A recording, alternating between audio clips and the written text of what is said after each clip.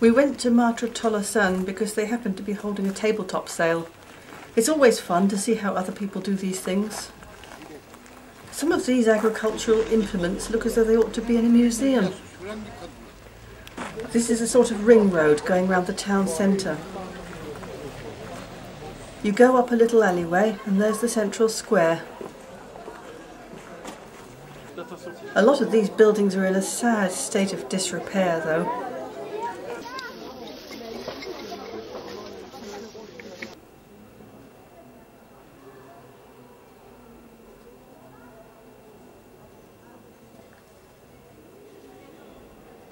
Seigneur de Martres, 1576.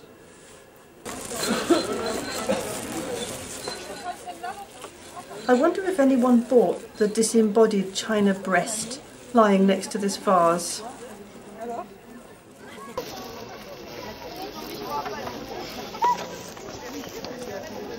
In the centre of the square is the War Memorial. The emphasis here is definitely on grief and loss rather than national pride. But the thing that struck me most about this place, because I'd never seen anything like it before, was this hummingbird moth, blithely flitting round the municipal flower tubs, sipping nectar with its astonishing proboscis in the autumn sunshine.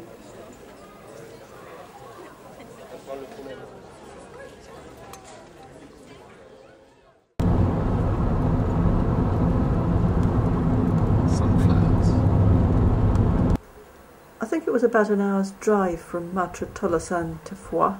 It has a castle with 3 towers, all built at different times and all added on to and destroyed and repaired over the years.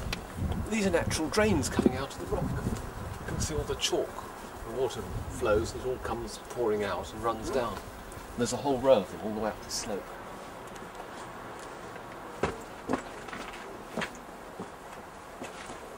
White cross on the top of the hill is all that remains of a hermitage which began in the 9th or 10th centuries, and the hermit rang a bell which rang out over the whole town at dawn every day. Well, this is FOIX, which is a town that was settled by the Gauls, and it's at the confluence of 2 rivers, just down there at the back of the big church with the grey roof, and that's churches from the 9th century. To the left of it is a square of buildings with red tiles, which is now the prefecture and was the site of a monastery, which was destroyed in the wars of religion. And the medieval town started under the shelter of the monastery walls and gradually spread all the way around, protected by city walls. Yes, that's the exit from the toilet, which would have been in the little turret above. So you've got all the ordure out of the castle, but some poor serf presumably had to come and shovel it off the path every few months as it built up. So this is the round tower. And this is the round tower from the middle square tower. One face of the middle square tower showing how much it's been altered over the years, and with whatever stone they could lay their hands on, so it looks a real patchwork.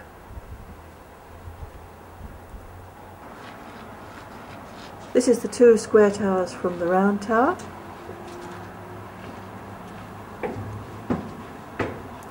Inside the round tower is a little sort of museum, and you could see the ancient graffiti on the walls of the, sometimes I think, the prisoners who'd been kept there on their way to execution. "We must die," it says. In the square at the foot of the castle, near one of the rivers, where all the autumn chestnuts are falling off the trees, was this chocolate brown pigeon. He toned in rather well with the conkers, I thought.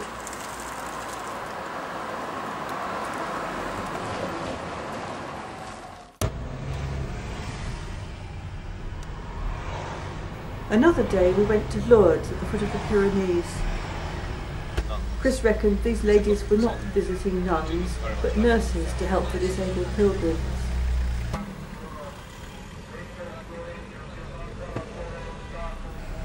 The banners were because of the Pope's visit a few weeks before.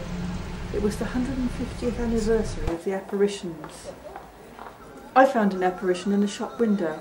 Look, isn't it a spitting image of Joanna Lumley? Chocolate? A big chocolate fountain. Ah. That looks very... glutinous. I was trying to think of a word. It doesn't look tasty exactly. It looks, yeah, it's shiny. Here's a shop called Mary's Shoes. We looked for its equivalent, Joseph's Coats, but without success. There's a big scary lady touting for customers. That's an amazing nougat.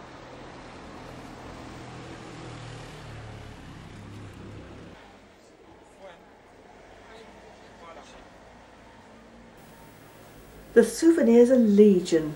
Pans, plates, jewellery, icons, icon key rings, bottles for holy water, more jewellery, hunting knives.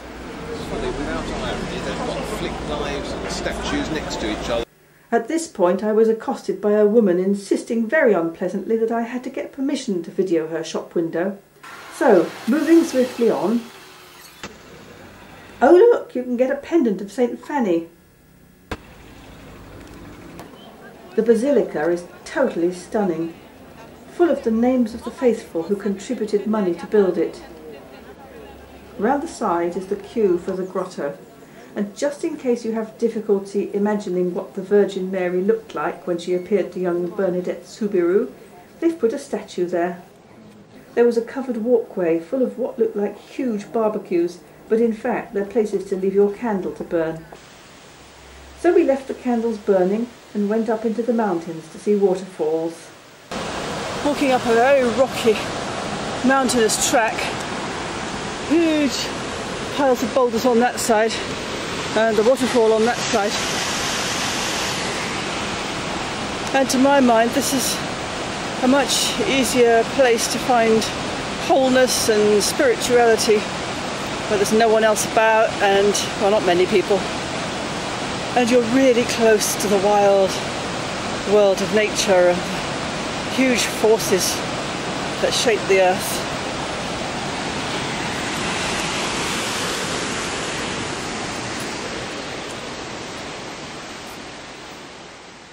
There's a temple built over a hot spring so you can go and sip the water, which tastes so disgusting it's got to be doing you good.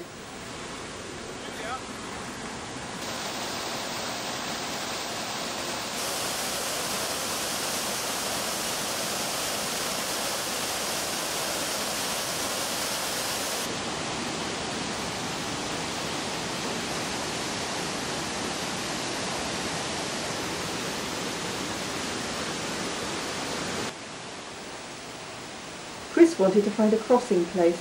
I just waited to video him falling in.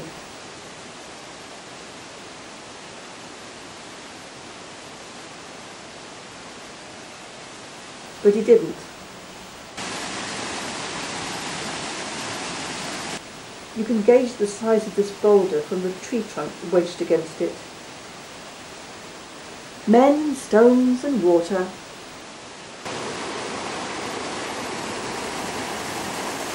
Wait for it.